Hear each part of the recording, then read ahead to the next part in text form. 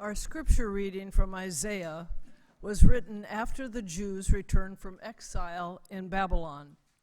As they seek to reestablish their religious life in Jerusalem, Isaiah warns them that God is far more interested in their acts of justice and mercy than their religious rites and rituals. From Isaiah 58, 1 through 9. False and true worship. Shout out, do not hold back. Lift up your voice like a trumpet. Announce to my people their rebellion, to the house of Jacob their sins. Yet day after day they seek me and delight to know my ways, as if they were a nation that practiced righteousness and did not forsake the ordinances of their God. They ask me of righteous judgments. They delight to draw near to God. Why do we fast, but do you not see? Why humble ourselves, but you do not notice? Look, you serve your own interest on your fast day and oppress all your workers. Look, you fast only to quarrel and to fight and to strike with a wicked fist. Such fasting as you do today will not make your voice heard on high. Is such a fast that I choose a day to humble oneself? Is it to bow down the head like a bulrush and lie in sackcloth and ashes? Will you call this a fast, a day acceptable to the Lord? Is not this the fast that I choose, to loose the bondage of injustice and undo the thongs of the yoke, to let the oppressed go free and to break every yoke? Is it not to share your bread with the hungry and bring the homeless poor into your house? When you see the naked, to cover them and not to hide yourself from your own skin? Then you may light shall break forth like the dawn, and your healing shall spring up quickly. Your vindicator shall go before you. The glory of the Lord shall be your rear guard. Then you shall call, and the Lord will answer. You shall cry for help, and he will say, Here I am.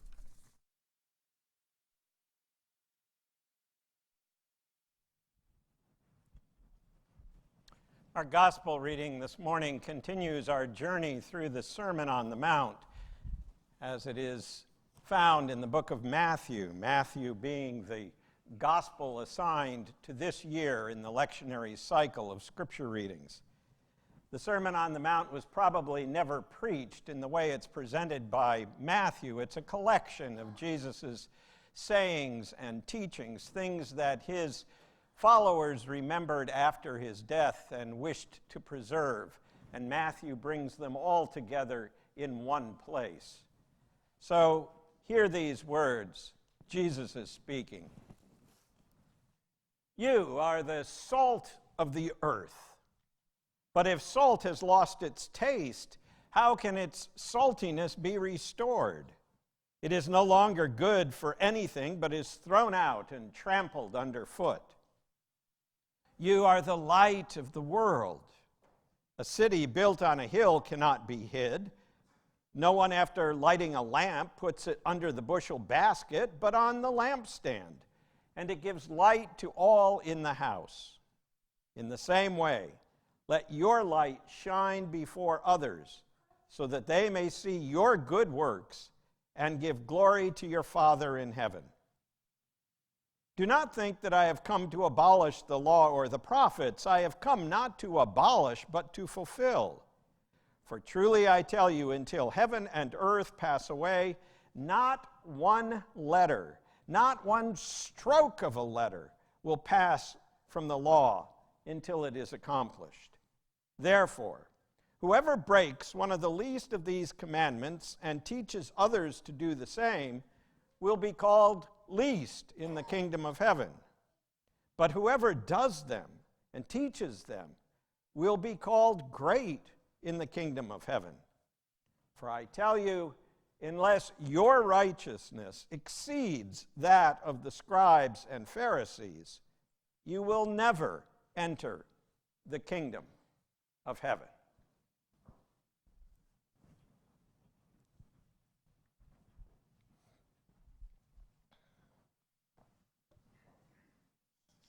Please pray with me.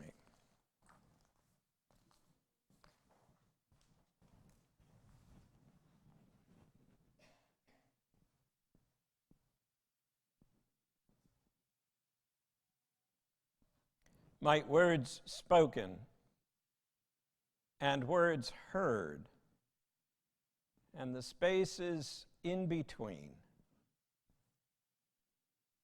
comfort our hearts and inspire our spirits. Amen.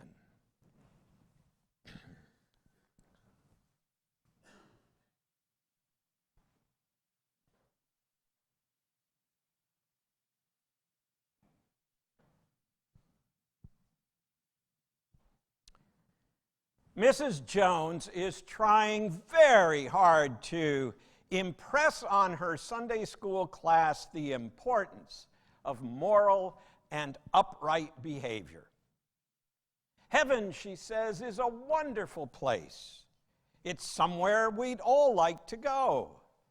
But to get there, boys and girls, you must obey your parents. You must never steal or lie or cheat on a test. To get to heaven, you must be good. After milk and cookies, and before the children are about to leave, Mrs. Jones decides to reinforce the lesson. So, children, she asks, what did we learn today? Where does everybody want to go? Oh, heaven, heaven, says little Susie. And what do you have to be to get there?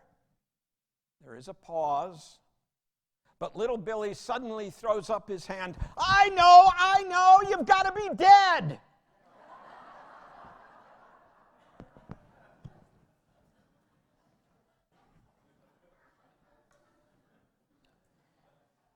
I suspect most people would answer the same. Heaven is where good people go after they die. It provides a measure of comfort for many. For some, their vision of heaven includes golden streets and angels with harps and a pearly gate tended by St. Peter. Others may have a more nebulous understanding of the heavenly realm and may picture it in less physical terms, as sort of an eternal dwelling place of the human soul. But no matter how it's envisioned, no matter how it's understood, for most folks, heaven is all about the afterlife. Heaven is all about where you go after you die. Heaven is that transcendent and distant place where God and angels and those who've passed on all dwell. But that is probably not what Jesus envisioned. He speaks very little about heaven, as so many Christians seem to understand it today. But he does use the word heaven, Uranus in the Greek, very frequently, at least here in the Gospel of Matthew. In this morning's passage from the Sermon on the Mount, he uses it no fewer than 5 times. And throughout Matthew, he uses it some 35 times. Almost always, however, it is part of the phrase, the kingdom of heaven. Or, more accurately translated, the kingdom of the heavens, plural. For those in the ancient Jewish world spoke not of one, but of 3 heavens. The first heaven was understood to be Earth's very atmosphere, the air that surrounds us, that is as close as our skin. The second heaven was what we might call outer space. And the third heaven was understood to be that place which was beyond space, beyond the stars. And God, they believed, though enthroned in the third heaven, was understood to be present in all three heavens. This notion of three heavens and of God being ever present is crucial, I believe, to having a vibrant spiritual life, a vibrant spiritual journey. I don't always agree with theologian Dallas Willard. In fact, I often disagree with him. But I think he is right on target in this particular matter. The damage done to our practical faith, he writes, by confusing heaven with a place in a distant or outer space, or even beyond space, is incalculable. Of course, God is there too. But instead of heaven and God always being present with us, we invariably take them to be located far away, and most likely at a much later time. Not here and now. God, you see, is literally, in this understanding, as close as the air we breathe. God doesn't reign from on high, isolated from human reality. God is right here among us, with us, surrounding us. Despite what little Billy said to his teacher, we don't need to be dead to be caught up into heaven. We are immersed in heaven right here, right now.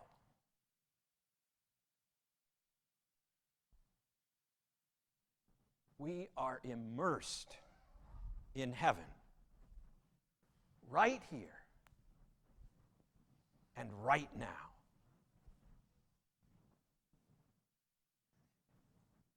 Think for a moment how this transforms the Lord's Prayer, which we will all be praying very shortly, which Jesus teaches later in the Sermon on the Mount. Pray then this way, he says. And then he begins with the familiar words which are usually translated, Our Father who art in heaven. But if we understand it as Our Father who art in the heavens, if we recognize that God is not only present out there somewhere, but also is right here, brushing up against our skin, moving in and out of our lungs, a real, tangible presence in our lives, then it's all changed. We're not pleading with some distant being. We are dealing with the one who animates life itself. As St. Paul tells the people of Athens, in God we live and move and have our being. When Jesus talks about the heavens, he's not so much concerned about what happens after death as he is about life in this world, right here, right now. All too often, we Christians have been overly focused on life after death, forgetting that Jesus calls us to live this life according to God's will.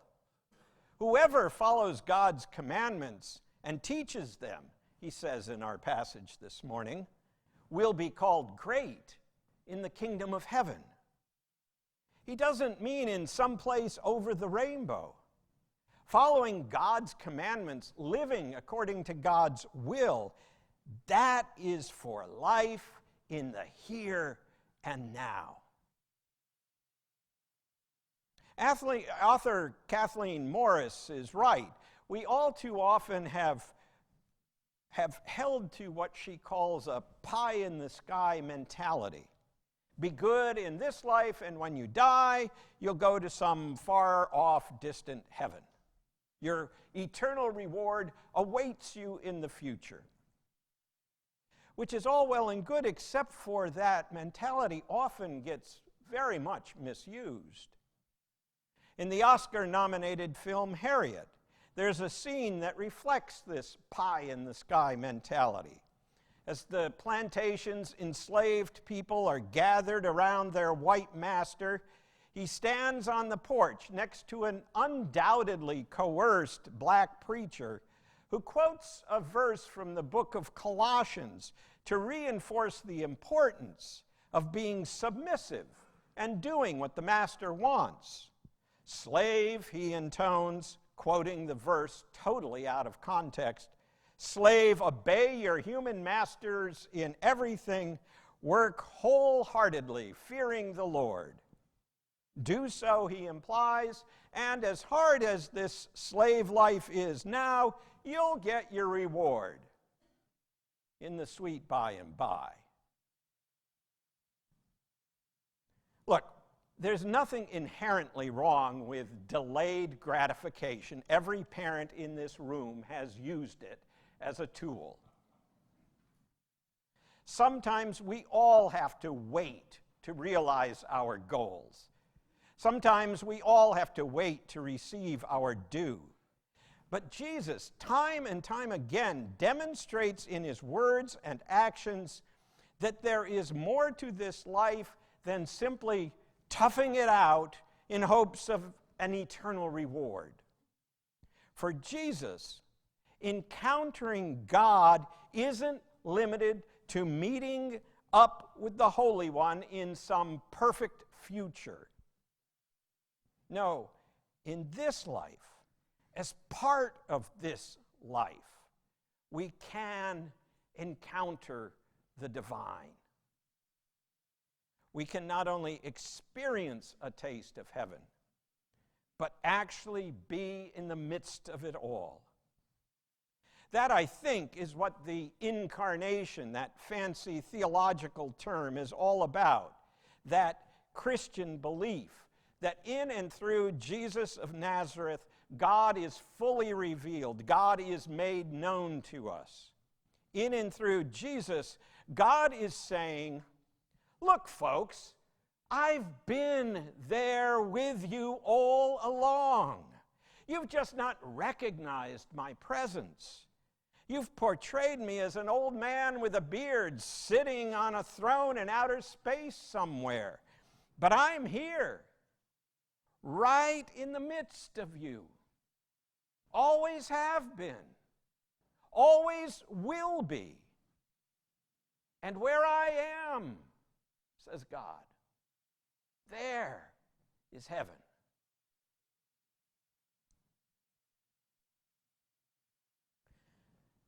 George and Barbara Bush's firstborn daughter was named Pauline Robinson Bush, but the family all called her Robin. She was their second child. She had curly blonde hair and a quiet, gentle personality. Her mother would describe her as a sweet soul. One day when Robin was 3, she woke up feeling very at loose ends and lethargic. She didn't know if she wanted to go outside and lie in the grass and watch the cars go by, or if she just was too tired and needed to stay at home in bed. It was out of character, and so Barbara took her to their pediatrician. And after some blood tests, it was revealed that little Robin had leukemia. In the 50s, as many of you will remember, leukemia was most often fatal in children. Still, they immediately took her to Sloan Kettering, hoping to get treatment that would work, but it didn't. And just a few months later, Robin died.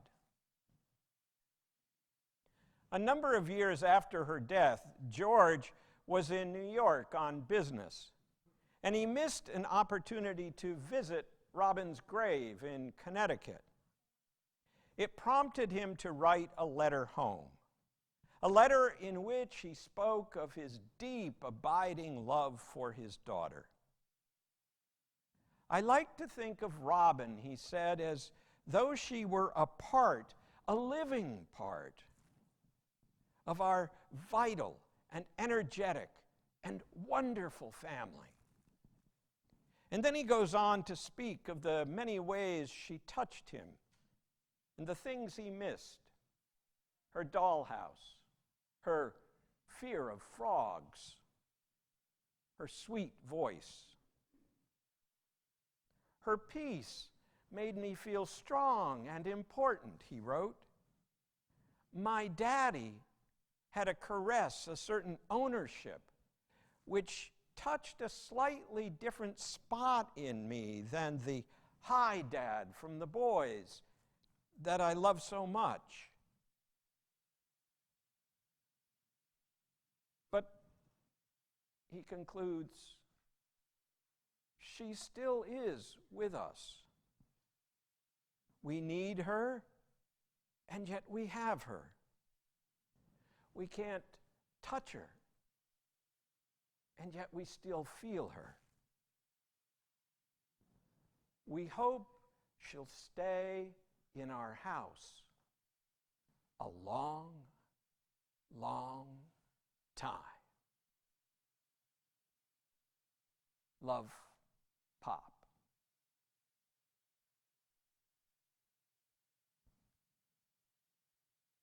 Decades later, as the late president sat with biographer John Meacham and read to him the letter that he had written so many years earlier, he broke down and shed many tears.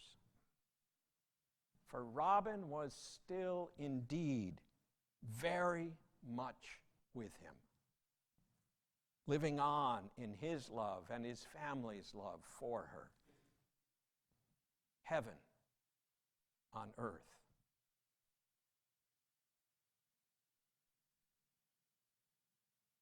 Don't misunderstand. I'm a firm believer in life after death. But what that is, how it looks, I cannot say. I only know this. I only know this which I stake my very life and my very ministry on. I only know that the love of God is never ending.